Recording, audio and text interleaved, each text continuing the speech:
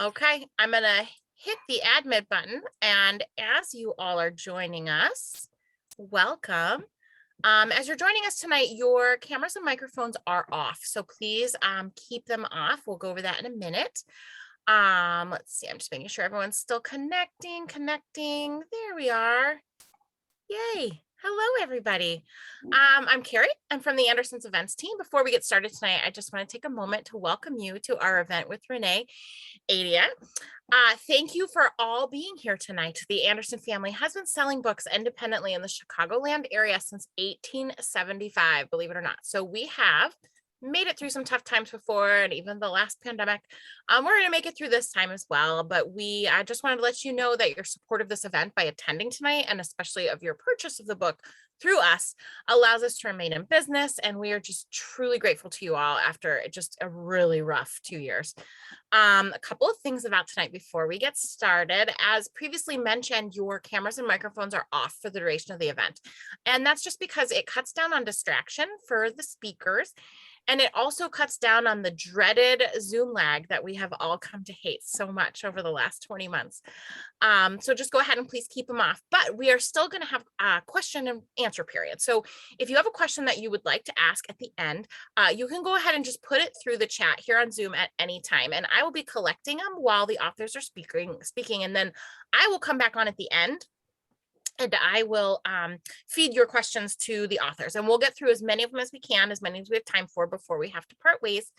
We don't always get through them all, but we'll try really hard. Few more things. If you ordered a book for tonight, please know that you will receive an email when your books are either ready to pick up at the store or have shipped if you chose that option. This can sometimes take a day or two because we have actual human beings processing those orders and those packages. So just give us a day or two. If you have not ordered your book for tonight, you are in luck because I will be putting info into the chat with a link to order. And remember, every copy of The Righteous tonight will be signed, and signed copies make amazing gifts. So something definitely to keep in mind as we go through the event tonight.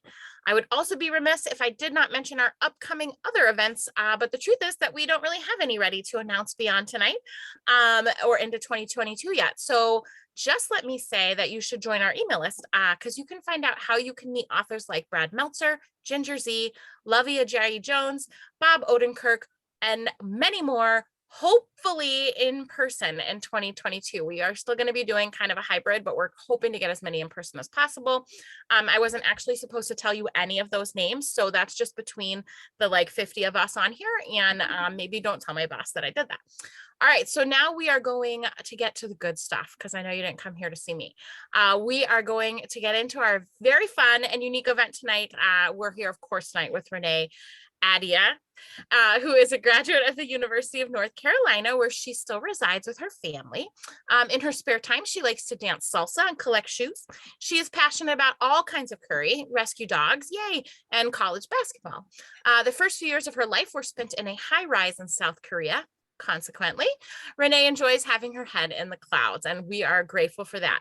She is the #1 New York Times and internationally best-selling author of the Wrath in the Dawn series, the Flame in the Mist series, and the Beautiful Quartet. She will be in conversation tonight. This is such a treat with Victoria Aveyard, who was born and raised in East Longmeadow, Massachusetts, a small town known only for the most complicated traffic rotary in the continental United States. She now lives in Los Angeles, where the traffic is definitely worse. As an author and screenwriter, she uses her career as an excuse to read way too many books and watch too many movies. She is the author of the #1 New York Times bestselling Red Queen and Realm Breaker series. So on that note, ladies, I am going to disappear, and I can't wait to hear the two of you in conversation. Enjoy. Thank you so much. Thank you so much, Carrie. We really appreciate it. We have been like bustling around in the background. We have a little bit of a treat for everybody, and I hope a treat for us. I have no idea what I'm doing here. I'm going to let Victoria tell everybody what we are trying to do. I mean, she's going to be more successful because she has more experience having done this. This could be a disaster, but it should be fun regardless. So. Thanks, Renee. To do a book event with you. I really didn't realize it was going to become like an episode of Martha Stewart Living, but I don't know. We're setting the standard really high here. I don't know about Martha Stewart. So we are making that viral salmon bowl that you guys might have seen on TikTok. Emily Marico was the one who sort of originated the idea, or at least was the first person I really saw posting it. And what it is a highly customizable, very tasty dinner. So you use it usually with leftover salmon, but we just like making the salmon to make it for the bowl. So I just cooked up some salmon. I know Renee's got some salmon there as well. And then you sort of flake it together with cooked rice. Now, you guys are probably going to yell at me, and rightfully so, but I don't have a rice cooker. But the Trader Joe's like brown instant rice is really good, so that is what we use. Zero judgment. I'm actually I took leftover brown rice, and my mom is Korean, so I have these little. If you guys have ever had bibimbap at like a Korean restaurant, they make this thing called tolsuk bibimbap, which is like a stone bowl, and you can actually make crispy rice in the bottom of it. So I am attempting to make crispy rice for this, which could be a disaster. This is my first time having made this, so I'm going to take the salmon that I have here. I'm going to flake it up now. And so we will see. This does look freaking delicious. If you have not gone onto Emily Marco's thing, like this is the stuff that I do at night when I really should be sleeping. And all I do is watch food TikToks. I watch food TikToks, makeup TikToks, and funny TikToks. I don't know. And then 45 minutes goes by and I have a toddler. I don't know what the hell I'm doing watching 45 minutes of TikToks when I should be sleeping, but yeah. No, I do the same thing. My partner leaves for work at like 6:30 in the morning, and I'm gonna go back to sleep. And then I just watch TikToks in bed for an hour and read the news for 2 minutes. And I'm like, I was reading the news before I got out of bed. I'm educated now, but now I also know how to make delicious salmon bowls that we can have for dinner. Did you make this for your fiance or your partner? Like, did you make this for him? Like, and did you tell him it was from TikTok, or did you just? I did. And I said, I remember I went to the grocery store and I was I got all the ingredients. I told him I'm going to try something tonight. I hope you like it. And now he specifically asked for this. And the really ironic thing that we found out from one of his friends is he was like, she said, we went to high school with her, the girl on TikTok. Are you serious? That's so wild. In Massachusetts? Not me. He okay. Okay. Los Angeles, because she's from here. Oh my gosh. And he was like, oh, I don't remember her. And his friend was like, we knew her, you dumbass. And now she's famous for this salmon bowl. So I just flaked. You flaked the salmon. And I'm going to take this rice off of the stove, and we'll see if this worked. All right. Please work. Please work. I think my mom is watching this, so she doesn't have to judge me. I'm one of those people who I'll throw away the box and then have to get it out of the garbage to tell me what the directions are. I've made this rice so many times. Okay, so I'm going to make my rice in the microwave. It crisped up. All right, nice. Hey. Touch this. This is crisped up. All right. So if you're trying to make this at home, always be sure to put coat oil on the bottom of these little like stone bowls, or else you will have a disaster on your hands. But crispy rice. I want that. I know. Well, and you don't want to leave it too long, or else it'll come out in a cake, and then it's like super dry. So you still want it to be kind of flaky, but you want like the bottom layer to have like this nice crisp to it. I'm so jealous. I wish I was making crispy rice. You tricked me. No. So this could work. I'm feeling better about this. I'm feeling like I didn't totally screw this up. All right. So now the next thing we're supposed to do, the mayo, right? Oh, the mayo. The soy sauce, right? That's the next thing, right? Yes. And the Kewpie mayo. Oh man, so I don't really like mayo. I don't know if like there's anyone else out here that's like not a big mayo fan, but this Japanese mayo, this Kewpie mayo, and we will talk about books, but we're gonna be eating while we talk about books, which is like the best combination in the world, food and books. I'm very passionate about the two. Key thing is this Kewpie mayo, man. If you don't like mayo, get yourself Kewpie mayo. This stuff is really, really good. I do like mayo. So I'm going to put a little bit of this, and this is Korean soy sauce. I like it better because it's like a little bit sweeter. So I'm just going to put a little bit in here. Yeah, the hallmarks of the bowl is like the soy sauce, the mayo, and sriracha. and then you can put whatever toppings you want on it. So I'm gonna do cucumber with soy sauce and sesame oil. Ooh, nice. Ooh, I'm gonna get sesame oil. That's a good idea. It's really good, and toasted sesame seeds on top. Ooh, I'm gonna steal that. I'm gonna do that too. I'll get my sesame And seeds. I always put some avocado on as well. And if I had the Trader Joe's edamame, I would make it, but I thought I had it, and then I checked it today, and it was 1 month expired. Ooh, I don't have the edamame. The other thing I'm gonna put in here that's non-traditional, but I love, and if y'all don't have this sauce is bomb. This is the bulldog vegetable fruit sauce. It's the Tonka sauce. This is like a Japanese sauce. If you ever have like chicken katsu or any of those things that you go to like a Japanese, this is gonna be really good on here, I feel. So I'm just gonna put a little bit. It's almost like a little bit of like a barbecue sauce, but I feel like it's really gonna work in this. So I threw it in here.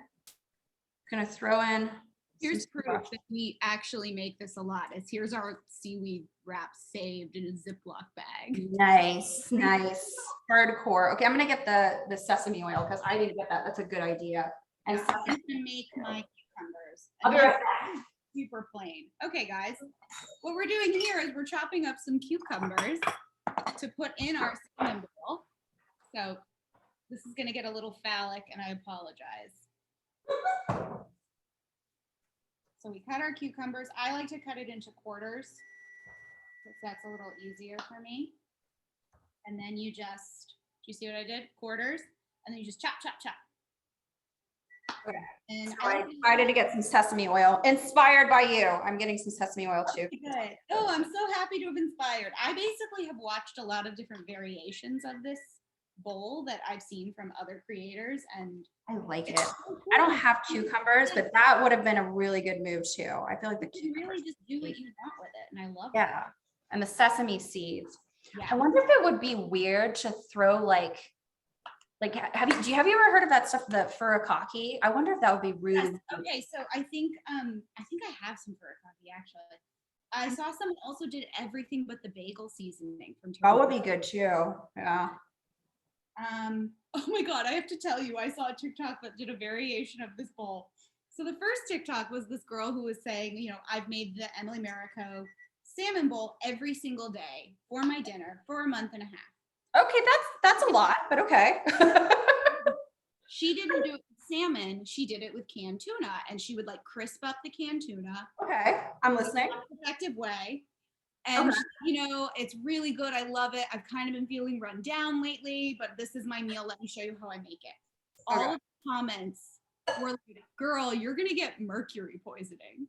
The next video was her saying, thank you all for telling me that I have mercury poisoning.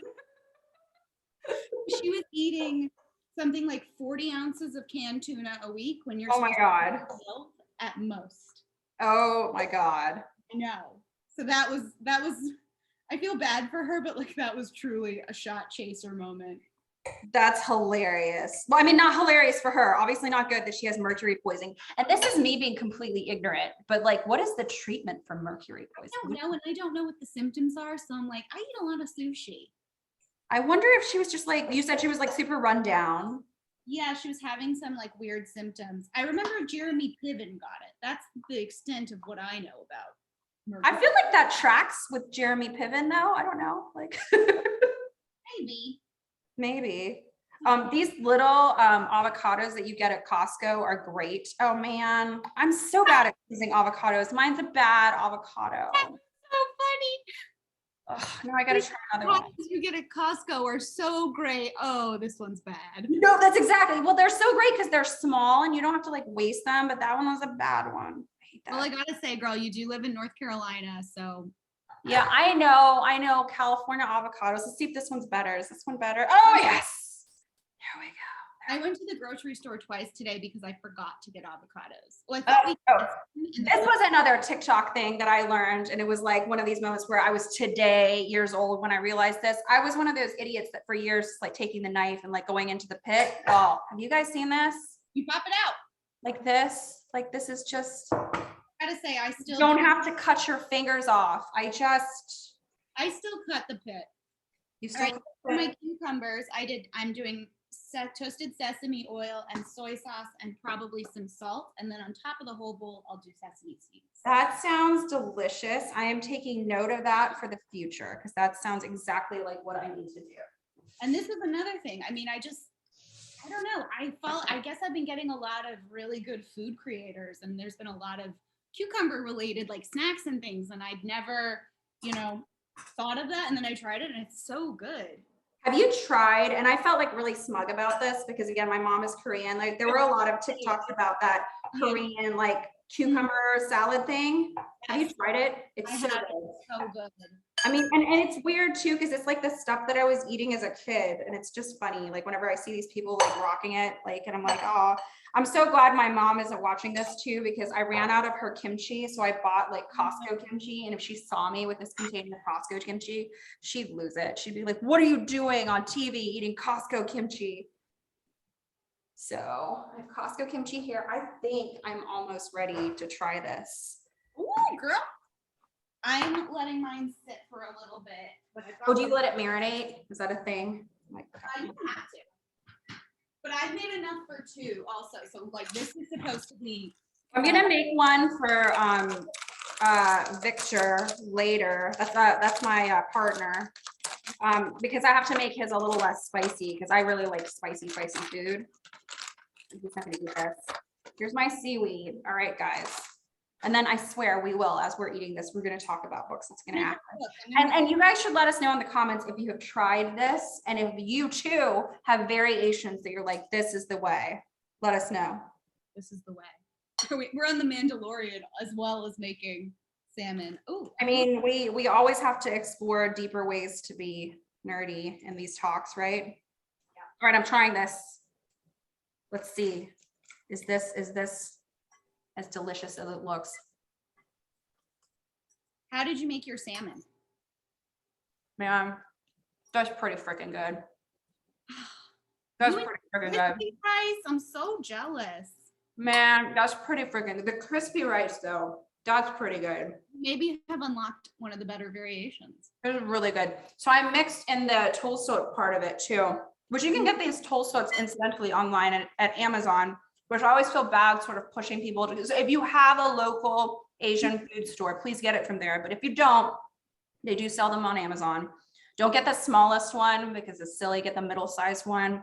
But you should mix in the bottom some sort of neutral oil and a little bit of sesame oil. And that'll be what gets the rice, the really right flavor. It's good. That's really good. That is really damn good. Y'all, if you haven't had this before, try it. It's good. So tasty and so easy. And if you've seen it on TikTok, there's a million different ways you can make it. We're looking for the salmon lobby right now. Like we were not paid to advertise for salmon. I know, right? So I took for the salmon, I made a little like mini teriyaki sauce and I put it in the air fryer at 390 for 7 minutes. I brushed avocado oil, teriyaki sauce, and a little bit of black sesame seeds on top of it. Oh, and also a little bit of garlic. So I'm boring. I make the salmon the way she does, which is very, very plain. And she'll What usually make salmon for her entree for the dinner and make like a special salmon. And then she'll put a fillet to the side just with butter on it. Well, so it's a little bit more neutral. So that's what I do. I just do salmon with butter and it's very easy. Like I cook like 425 for however many minutes it takes for it to flake nicely. And then for some reason, that seems to be a mystery of science to my partner, who's always like, can you make the salmon? I don't know. I gotta tell you though, the air fryer salmon is really delicious. I don't know what. I need to do this. It's so easy because you don't have to wait for the oven to preheat or anything like that. It's literally 7 minutes, 390. But if you get a larger piece of salmon, you have to cut it into smaller pieces. If you try to do the larger piece in there, the center won't cook. So cut it into smaller pieces. So I will cut an avocado later and put this on the final bowl when I plate it up. If you want it before, I'll do it then. Chit chat. Now that we've talked about food for 20 minutes, we will now talk about books. This is really good, you guys. This is really freaking good. We'll have to, not that Emily Marco would ever watch us on this. We'll have to tell her. because she wants to know what we think. She's one of the people in the participant chat. Yeah, she wants to know what we think, 100%. We'll have to ask your partner to be like, you should tell your classmate that this was a winner. He's like, he's one of those kids who went to a school of like 800 kids in a class kind of thing. Oh, wow. Like, I don't understand that at all. So I get how he can not remember anyone. Yeah. This is also from Trader Joe's. It's a cranberry ginger sparkling water. Or not a sparkling water. I was tricked. I thought it was a sparkling water and then it's not. Oh. And a very good holiday beverage. I need to make my way over to Trader Joe's. I know. Is it a rule that like every Trader Joe's should have a really terrible parking lot? They all have horrible parking lots. I one time got yelled at because it was like, there was like a horrible downpour, and the Trader Joe's that I go to is, it has like a parking deck. You can't see anything because it's so dark in the parking deck, and the downpour had made it so all the signage was like out of whack. And so I didn't realize I was going down a one-way path. And these guys were just like screaming at me, and there was like a line of cars behind me. And I like almost started crying, which was like uncharacteristic because my default in these situations is to just get really angry and start yelling back.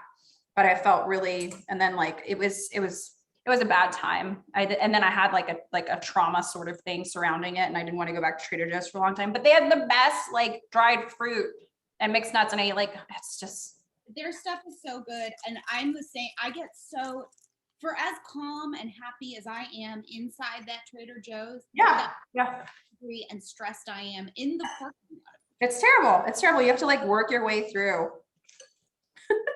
So I made myself a little drink with cranberries and Oh, blueberries. it's beautiful. Cranberries. Oh, it's beautiful. I'm a festive cocktail lady.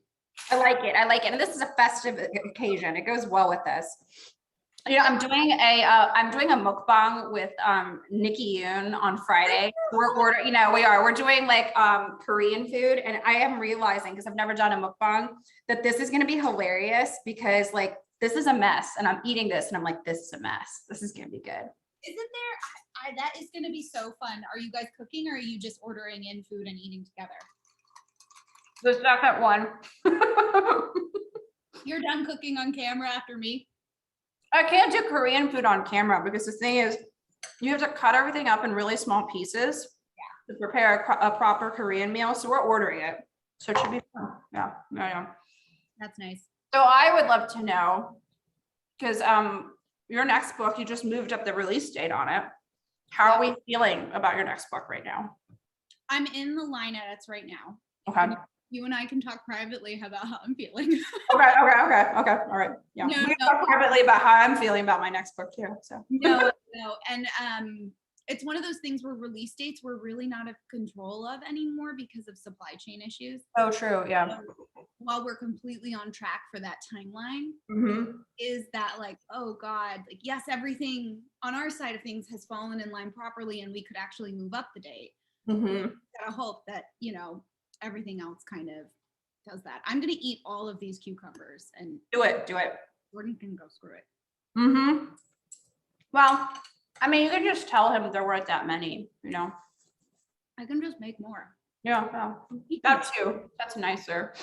Okay, so you got to talk to me, because up until now you have been queen of the duologies.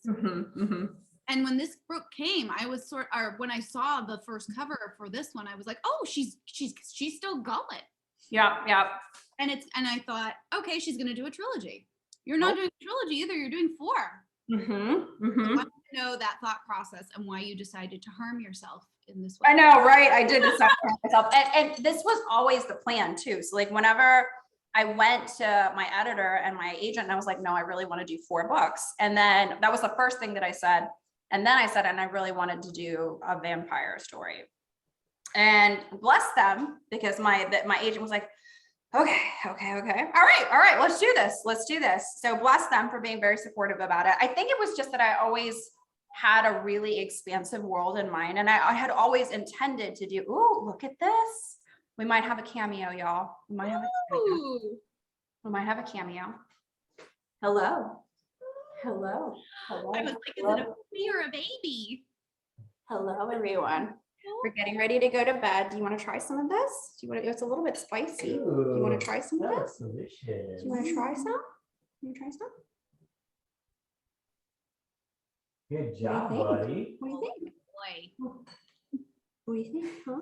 Everybody, this is Cyrus. Say hi. Cyrus, this is Aunt Victoria. Say hi. Hi. Hi. Like it? It's good, huh? Mom's a good cook. Oh, yummy. Oh, yummy. Oh, yummy. All right, you gotta go get ready for bed, okay? All right. Bye bye. Can you say bye-bye? Can you say bye-bye? Can you say bye-bye?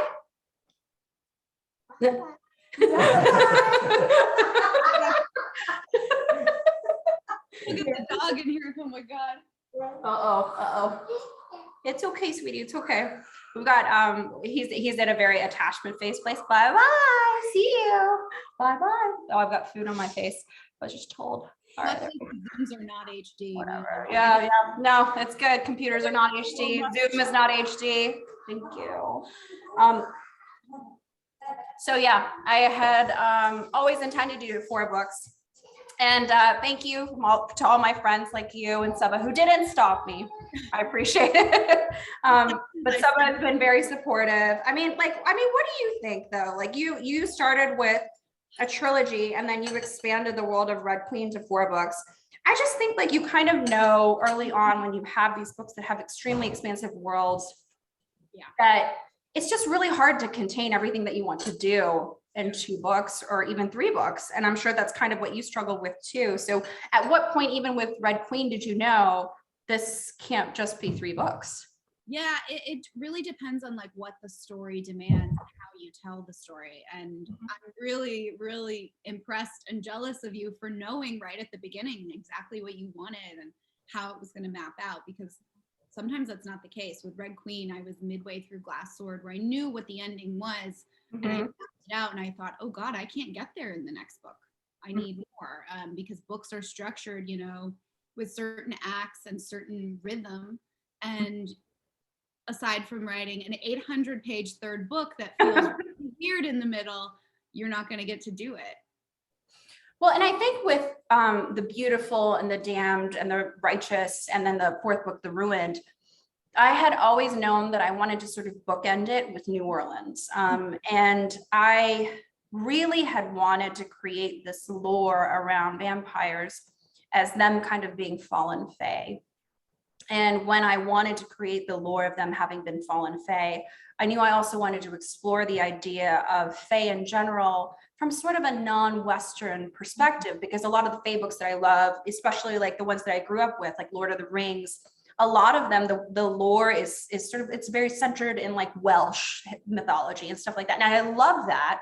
But I thought, how cool would it be if you centered it from a more Eastern perspective and you had, you know, fae that were, because we have that all throughout Eastern mythology as well. We have fairies, we have all these sort of different things, creatures that exist in our lore. And I was like, I wanted to bring that into the world that I had created. And I loved the idea of vampires having been kicked out of the world of the Fae and then kicked out and brought to the mortal world and trying to find their foothold here, and the reasons behind that. And then getting sort of the 2 middle books to explore that a little bit, explore the world of the Fae and why the vampires have been kicked out. And could they find a place to get back there? And then having the last book kind of be about, you know, do they even want to be there? Have they found their place in New Orleans? And the idea of the veil between these 2 worlds, the world of the Fae and the mortal world, being really thin in certain places, kind of like New Orleans. Because I actually genuinely believe that. I feel like there are places in the mortal world where, you know, it explains why there are certain parts where it just feels like this city itself is haunted. I felt that way when I was in places like Dublin. I feel that way when I'm like in Edinburgh. I felt that way when I was in Mumbai, India. Like this place, there's something about it that feels haunted, that you feel closer to something supernatural always. So I was going to say Edinburgh too. That's so cool. yeah. But like, you chose New Orleans specifically, and New Orleans is such a crossroads of so many different cultures and beliefs and languages And it's just one of those places on our world where so many different things collide. And then you really honed in on that and turned it into fae, vampire, characters who are diverse, who you wouldn't necessarily think you might see in a book like this. Was it always New Orleans in your brain?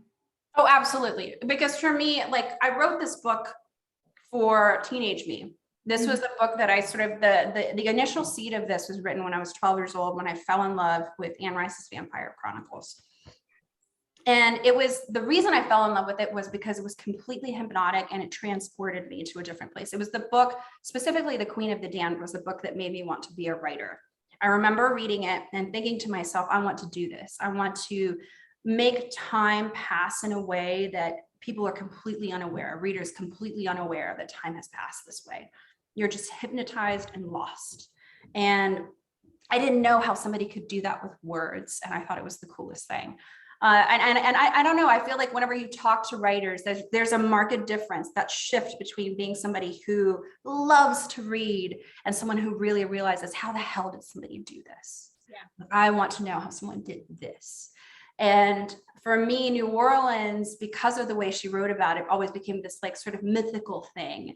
And I remember the first time I went there, I was just so enamored and captivated by it. And then it became a place that constantly inspired me. It was not just the food, the music, the culture. It became more than that. I made friends there. And once you delve sort of beneath the what people think of when they think of New Orleans, very surface level, very cool stuff, to get to the meat that's there and the sort of darkness that's there and why that darkness exists, you really understand, at least I do, as somebody, as much as I can, as somebody who doesn't live there. And I would love to live there one day. I think it'd be great.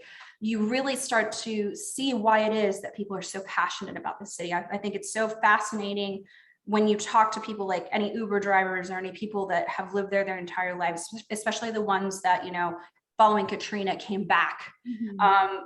Why did they come back? There was no hesitation. This is my home. Why wouldn't I come back? Like, this is in my blood. This is who I am. I could not live anywhere else. And you understand why, because it's a place so like unlike any other in the world. Yeah, I'm so jealous of your experiences there. I'm really dying to get to go one day. That's for sure on my list for so many different reasons. If you haven't been yet, I have to hook you up. And if you ever want to go and you want like guide, you know, I would love to go with you, because I feel like again, there's this thing you have to go, and you definitely need to do the tourist stuff. There's a day that you just need to do the tourist stuff. I will walk you down Bourbon Street because I think it's a rite of passage, but then you just need to be done with it, because like New Orleans has the most amazing Vietnamese food, and you don't think that would be the case, but they have this amazing Vietnamese community there, and the food there is so freaking delicious. You get out of the quarter, you get like the Bywater district, the food, oh my God, it's so amazing. It's fantastic. I did like 2 years ago, not 2 years ago, I keep forgetting we've been in a pandemic for 2 years. So probably 4 years ago, I did this thing called a musical seance, and it was the most like magical, like just like strange thing that I've ever experienced in my life. What you did is these two musicians stood in front of you, and it was in a house in the Bywater, and people had scheduled in advance to bring items of loved ones who had departed this world. And they would bring these items to these two musicians, and these two musicians would touch this item. They would speak amongst themselves, and they'd start playing without any music in front of them. And they'd channel this departed person through that item. And the way that this touched the souls of people who had brought this item was just like magic in the room. It was really cool. And I think it would even move somebody who was just like a complete like skeptic about all of this. It was really interesting. Yeah. I love moments like that where someone who is completely not a believer in any way can sort of have their head turned just a little bit. Exactly. You'd be like, this, okay, fine. Maybe I don't totally believe, but something here, I can't explain this, what's going on here. It's not rational what's going on here. Cool. Yeah. For as much as you love New Orleans, and so much of this series is built around New Orleans, this book, we leave New Orleans. Mm-hmm. Was that hard? Was that fun? Were you like, I'm in a new sandbox? This was actually really hard. Yes. And I think this is a great question also to sort of volley back at you, because all of the other books that I've written, even though they're in fantasy worlds, they're still sort of based on historical worlds as well. Like my first series was based in ancient Persia. The second one was based in feudal Japan. And obviously the Beautiful was based in 1872 New Orleans. So I feel like there was something grounded in reality and truth. So when I was world building, there was a place that I could go to sort of have a foothold. Building a completely fantasy world from the ground up, it's really cool, very, very hard, but also you sort of like, there's so much freedom that it's almost too much freedom. Like how far do you go? Where do you pull back? What do you really give to your readers? And what do you trust your readers to sort of fill in the blanks on? I'd love to volley that back to you because like as somebody who's such a passionate person about some of the fantasy books that are like classics and staple holds, and as somebody who, I remember when you were talking about the series before you even wrote it, Realmbreaker, and wanting to write, I think the first time you talked about it with me, you were talking about wanting to write like I think you might have told me like a feminist Lord of the Rings or something like that. I think it's something like that. So like what were you wanting to do to world build for Realmbreaker? Yeah, and I think because similar to you, Red Queen did have its bases in this world. It was a dystopian fantasy. Yeah. You could hide it, but it was 1,000 years in the future of us. Whereas Realmbreaker was completely new, but even completely second world fantasies draw from somewhere. You know, we cannot create in a vacuum. Everything's going to be based on something or changed from something. So for me, the real challenge, to your point about you can go anywhere with these. Yeah. The challenge is to find what makes these unreal worlds feel real. Yeah. Like what are the slice of life little moments? And one of those things, like in Lord of the Rings, the hobbits in the Shire have a post office.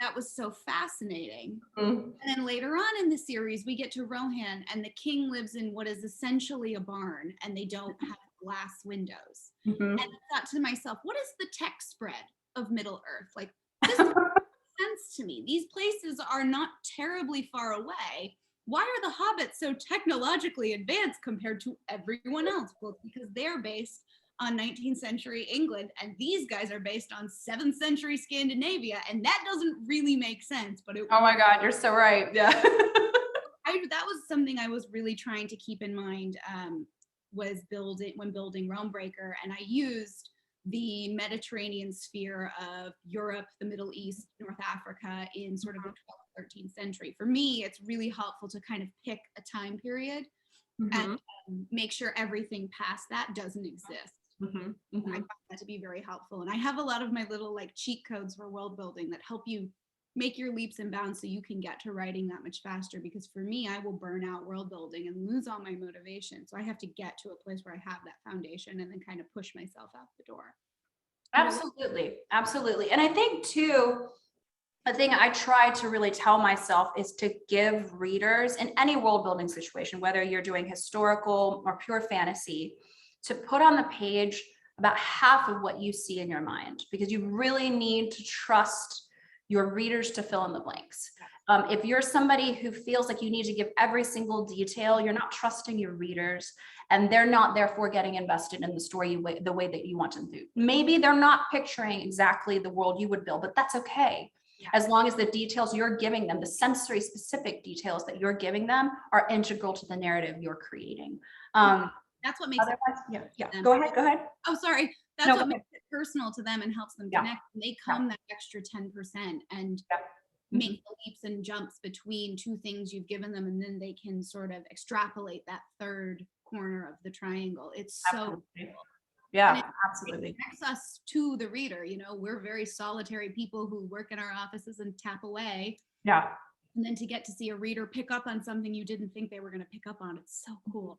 Or embellish in a way that you didn't even think of. I love that. Like, and that's one of the things that I find so fun about fan art, when I see somebody depicting something that I didn't even intend to put in there. And I'm like, oh, that's so cool. And it makes what I've written even richer. I love that. I think that's cool. It is so much fun. And fan fiction too. I cut my teeth writing fan fiction. And there are plenty of fan fictions out there that fix things that other creators have done wrong, fix things that I'm sure I've done wrong. I haven't read any Red Queen fan fiction, and I don't know if I ever will. I don't know if I'm strong enough because I know that's like really good, and I'm like, crap. I haven't read any fan fiction either. I do really like of my stuff, but I really like all of I love looking at fan art. I don't know why. I think it's like the most fun. I remember like back when Tumblr was like in its heyday, the Tumblr fan art really got to me too. Well, on Tumblr, I will just I think some people take still Tumblr art and they throw it up on like, I've seen it on TikTok too. I don't know if that's something. yes, TikTok will show a lot of fan art, but Tumblr I find is really good for answering reader questions because it's easy to direct everyone to that one thing and then post it versus like an email where 10 people are going to ask the same question. Yeah, Tumblr is a cozy little spot. Again, it was the Wild West for a second. It was the Wild West for a second. It was the Wild West for a second. But that's neither here nor there. I think that's a separate topic. Yeah. Time for our audience questions. Yes, I thought that, yeah, talking about questions in Tumblr seemed like a good leeway into questions from the audience. You guys, that was fantastic. Thank you. That was so entertaining to watch. And I have to tell you, on a personal note, any event that mentions that much Trader Joe's is like, I am a super fan. I am a Trader Ho, I call myself. So I was just so excited by all the Trader Joe's talk. And then we got a baby sighting. I mean, it's amazing. Yes, everything about the bagel, like, oh, so good. Trader Joe's is my happy place. Oh my God. Oh, yep. Oh my God. I probably have it or have eaten it if you have it there and it has a Trader Joe's label. As a side note, did you guys hear that there is like a cream cheese like shortage? Yes, I have heard about this. Cream cheese shortage, pastrami shortage. My partner is Jewish. They're very, very upset. This is a problem. This is a delis are up in arms and we're very upset. The day after Christmas is our bagel, like we have a whole bagel party thing at our house. I'm very worried. Like, I could not get my regular whipped cream cheese at Trader Joe's when I was there. I was there yesterday. So that's interesting. Something to keep in mind. I'm just sad because they used to have this low fat mozzarella cheese and they took it away. And then they kind of brought something back, but then it was gone for like a year, but it tasted and melted like regular mozzarella cheese. And then they brought back this other one and it's not the same. So I don't know if COVID killed my mozzarella cheese also, but very frustrating. I like how the theme of this has been obviously books and fantasy and crap, but the winner of this entire talk has been food. Yes. Oh, yes. As a matter of fact, we got one question about food. Okay, good. Where did I just put it? Because it was a good one. Okay, this is from Laura. I hope I'm pronouncing that right. They said, I just want to say, Victoria, first of all, that your TikToks and Instagram stories give her life.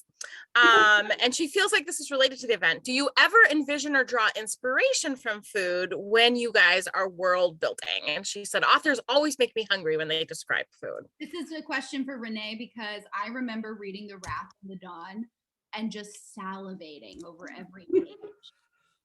Yes, I think food is integral to world building for me. And I love reading books, any books where people make food a big part of the world building, because to me, world building should be a sensory experience, and food is huge about that because food taps into so many parts of the senses. And one of the things I really pride myself on whenever I'm writing a book is any food I describe in a book, I endeavor to try to cook.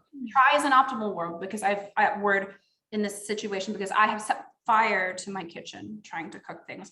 I set fire to my kitchen trying to cook Persian rice. And I tried to cook all the food that was in Flame in the Mist and Smoke in the Sun, all that Japanese food, which was beautiful.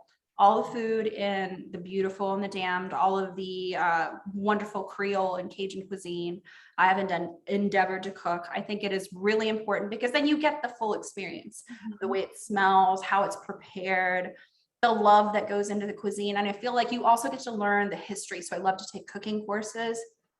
if you really want to understand something about people, like even if you can't speak the language, because I don't speak Japanese, I don't speak Farsi, my French is middling at best, I can get by.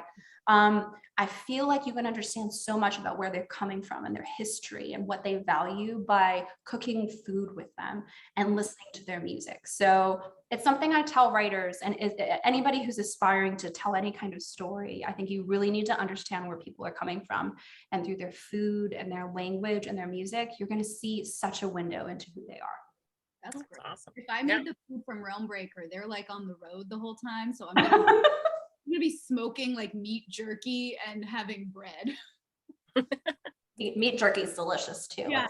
I mean, doesn't sound terrible. I gotta write better food. Every time I read Renee's books, I'm like, God, I gotta write food better.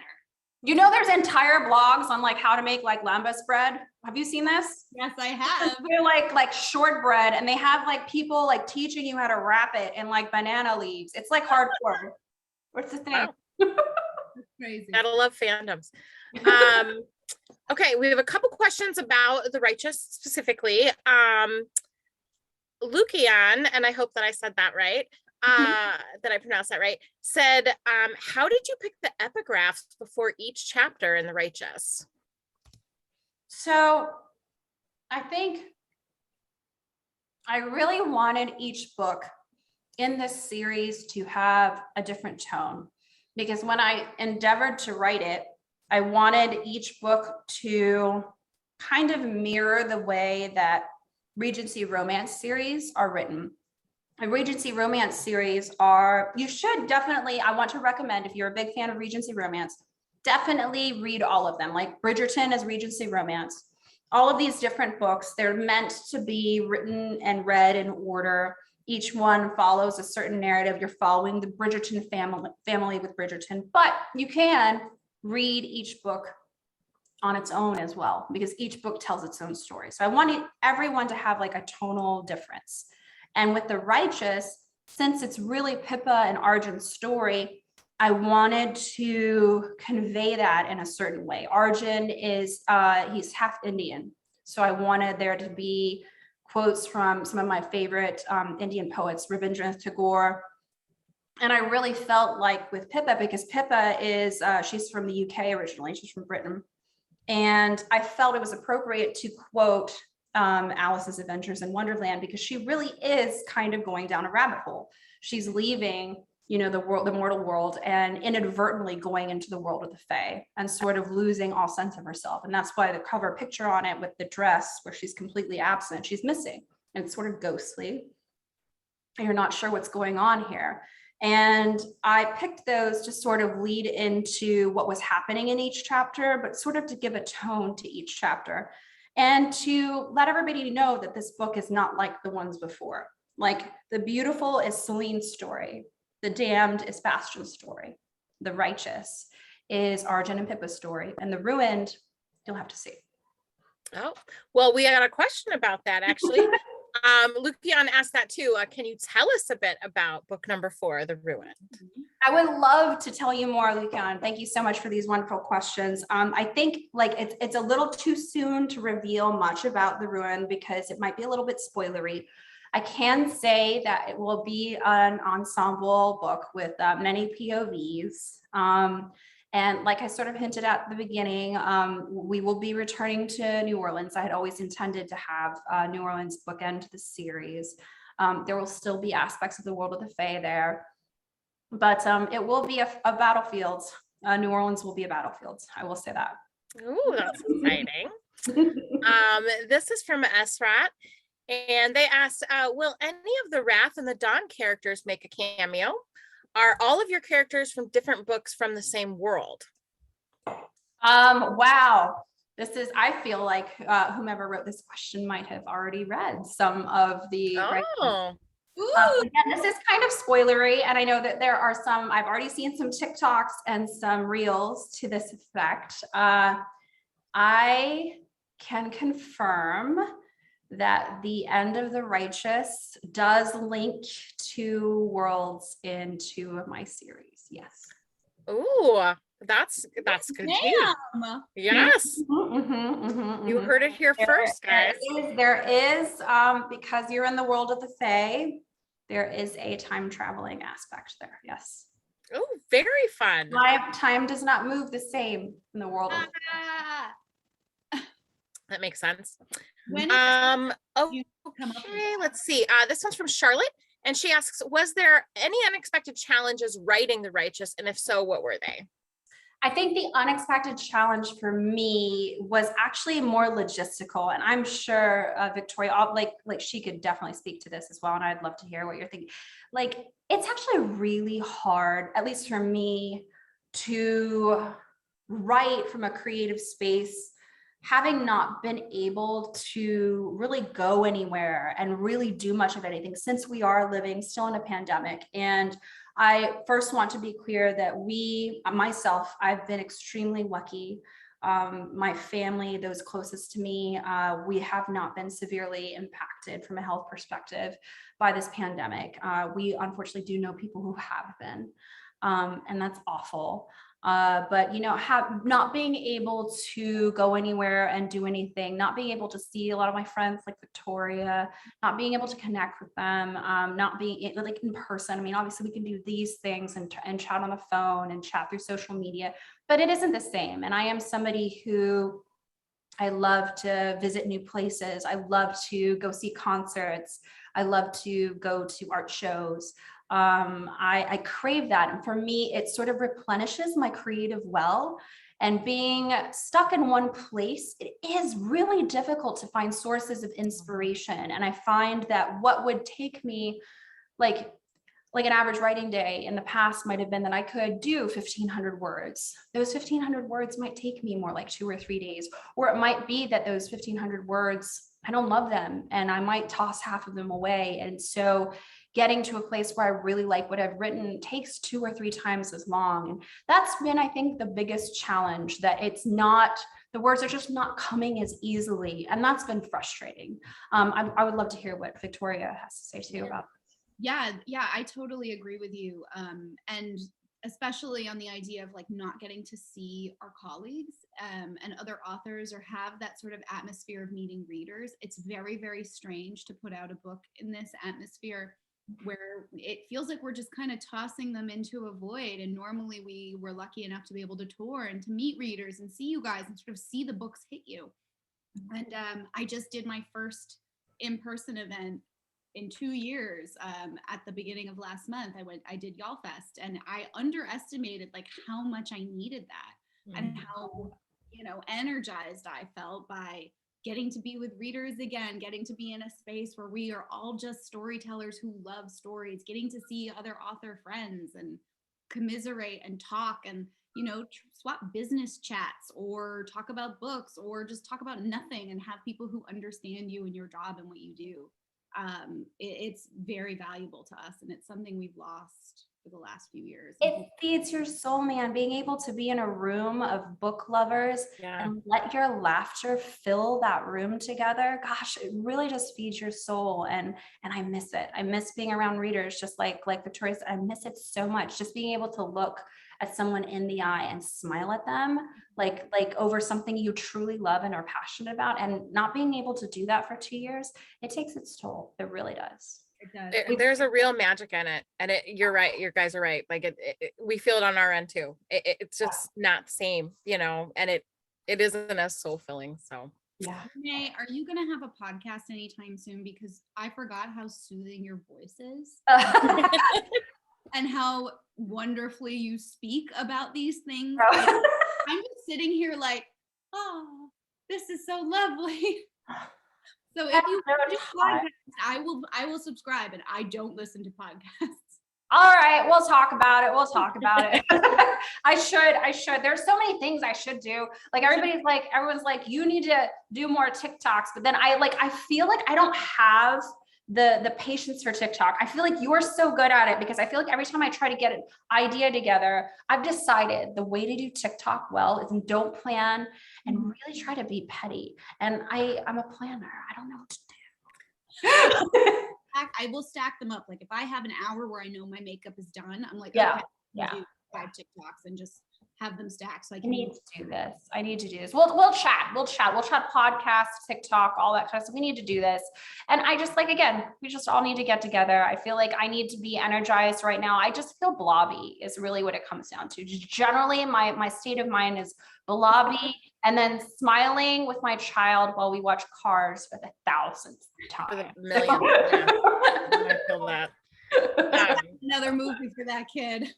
Anderson's has stepped into the TikTok world recently, probably in the last 6 months or so. And it fell on my plate to run it because I do all of our social media, and my kids constantly tell me like, Mom, it's just so obvious that a mom made this TikTok. So There's I know. value there. And that was the thing that took me a while to realize. And then I started really enjoying TikTok was when I figured out it's not just like really, really beautiful teenagers dancing. Yeah. That's totally what they think it's supposed to be. And I'm like, you guys aren't on Book Talk. Like, it's not like that. Yeah. Once the algorithm knows what you're looking for and where your community is, it's really cool. And there are so many different things that I've learned and people I've virtually met that it's like, oh, this is great. I know. And I mean, we have more followers than they do now. So I'm like, yeah. There is something to unlock here. I have yet to unlock it. We're going to get there though. We're all learning at the same time, I guess. Okay. I have another question about The Righteous from Mandy Jones. And she says, are any of your vampires or I always say that wrong, involved or influenced by Marie Delphine McCarty? Marie Delphine McCarty. I'm not sure. Is it Marie Delphine? Is it La Laurie? Is that like? I don't know. She said Marie. Let's see if she. I don't know. If you, Mandy, if you want to go ahead and clarify that for us, I'll check back in the chat in a minute, and we'll move on to a different question while we wait. So this is a good question for both of you. It is the mansion. It's the LaLaurie mansion. Okay. Mansion. So the LaLaurie mansion, man, there's so much around that. The lore around and that's an entire different thing that we can go deep diving in. That it's a horrific and it's a story that just sort of sticks with you. I think in general, that story influences me because of the gore and the history around it. None of my vampires per se are influenced by that, but I will say it has definitely, it's a part of the quarter, and I think it makes the quarter raw and real and haunted, and it's absolutely present it speaks to the Gothic atmosphere that I think is ever present. Because for me, the quarter, especially in New Orleans, is a sort of place where every corner that you turn is just sinister and dark and foreboding, and anything can happen. So yeah. Okay, this is going to be our last question of the evening because we are running out of time. So sorry we didn't get through all of them, but we got through almost all of them. And I think I made sure everyone who asked a question many people asked multiple questions. We at least tried to get one from everybody. This is from Elora. They say, also, do you guys have any, and this is for both of you, do you have any tips for keeping your writing organized safely and securely? It's so unfortunate for writers who lose their work due to technological issues or bad luck. So do you have any tips on that? I use Scrivener when I'm drafting. I find that's probably the most useful, especially for keeping organized books like ours that have such intense world building and research and so many things we have to keep straight. It's really nice because Scrivener can keep that all in one window, and it saves all the time. Oh, great. Mm-hmm. I have not made the transition from Word to Scrivener. I should. Everyone has told me all the time. I use Dropbox though. So I have paid for a subscription to Dropbox. I have the one that's like 1 terabyte, and I save everything in Dropbox. Each project that I'm working on has its own folder. And in that folder, I have like a research file, the actual like working file that I have everything, and I have an outline folder.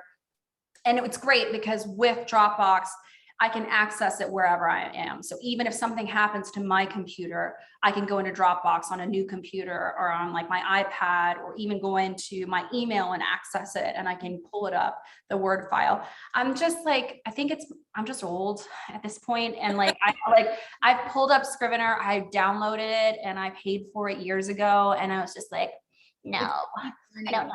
I don't know. It's just bad. I don't know what this is. And it has so many features that I don't even know how to use. Yeah. I just like it because you can put your deadline into it, and it'll tell you how many words a day you have to write.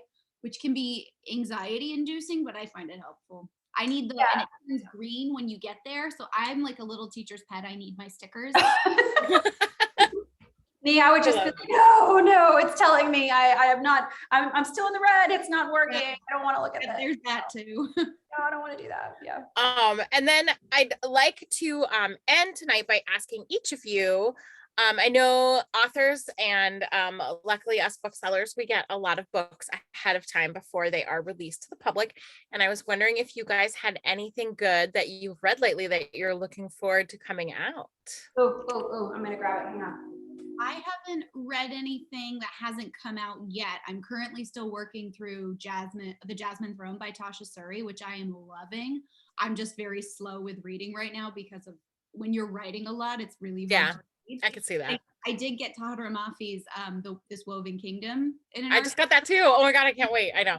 It's beautiful. It's so beautiful. Like I read it for a blurb, and it's beautiful. Tara is a beautiful writer. Yeah. Like, and it's the forbidden romance in it. It's just goody. I can't wait. Great. The art box came with a sewing kit, which is so useful. I actually put it in my travel stuff. Yeah. So, like, because I'm a huge dork. I was like, I'm going to travel with this. This is perfect. This book. And I realized I could be accused of being biased. I'm not. I'm telling you, damn it, I'm not.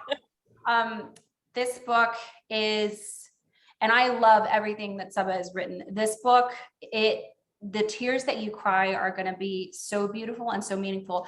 It's so beautifully written, and it touches you in like your head, your heart, and your soul. Oh, it's so wonderful. Please get it. It's coming out in March. I think it's going to blow everybody away. And I'm so stinking proud of her. I know. I can't wait to see her on like every morning show. Oh, it's going to be so good. I keep telling her, no one can touch you. No one can touch you. Hassan Minhaj is going to call you. It's going to be great. Lots of big buzz about that one. I've seen a lot of it. So that's an exciting one. I haven't read that one yet. Okay, we are out of time, unfortunately, because we could sit here all night with you guys. That was just amazing. Thank you so much, both of you, for being here. Thank you so much. And of course, thank you so much to all of you out there watching. I know I say it like 9 million times on all these events and you're all tired of me, but it really just means a lot that you guys keep turning up, especially during COVID. And I mean, it's the holidays, you have so much going on, and I'm just so grateful for your support of Anderson's events. And I just want to say, be safe out there, and then good night. Thank you so much to everyone. Thank you so much, Carrie and Victoria. Thank you. Thank you so much. I really will cry when I see you. Thank you. All right. Bye-bye, everyone. Good night, guys. Bye.